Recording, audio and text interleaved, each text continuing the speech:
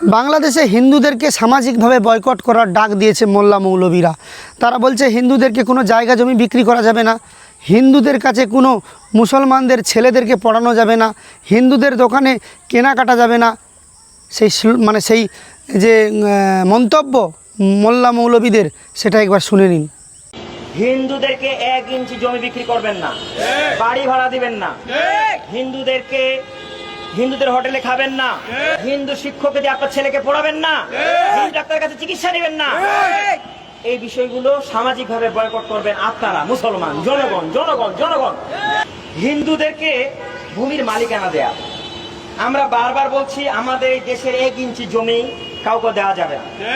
এখন হিন্দুরা জমি কিনছে 3 গুণ দাম দিয়ে, বেচে দিবেন না। হিন্দুদেরকে 1 ইঞ্চি জমি বিক্রি করবেন না, বাড়ি ভাড়া দিবেন না, হিন্দুদের হোটেলে খাবেন না, তাদের খাবারের মধ্যে গোবর গোচনা আছে। হিন্দুদেরকে আপনার ঘরে যেমন বসতে দিবেন না, তাদের ঘরে আপনারা যাবেন না।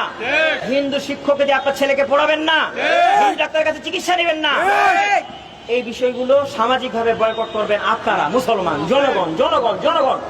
আপনারা যদি এখন হিন্দুরাকে দুশ্মন বাদ দিয়ে ভাই বলেন, এখন হিন্দুরা কিন্তু আর দুশ্মন না, হিন্দু হয়ে গেছে মুসলমানের ভাই।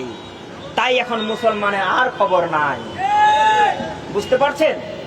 বুঝতে হবে দুশ্মনকে। আল্লাহ পাক কোরআন শরীফে বলে দিয়েছেন মুসলমানদের শত্রু সবচেয়ে বড় শত্রু ইহুদিরা আর মুশরিকরা, মানে হিন্দুরা, যারা শিরক করে এরা। আর মুসলমানরা যদি তাদেরকে ভাই বলে, বন্ধুত্ব করে, তাহলে তো হবেই। শুনলেন তো, সামাজিকভাবে হিন্দুদেরকে বয়কট করার ডাক দিচ্ছে।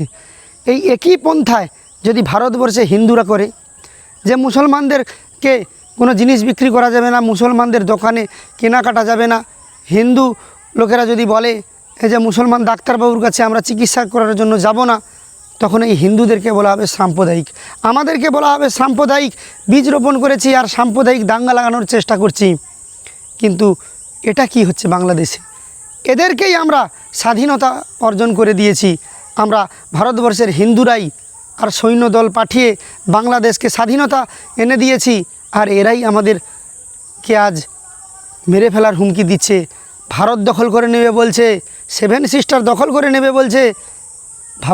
ভাবা যায়।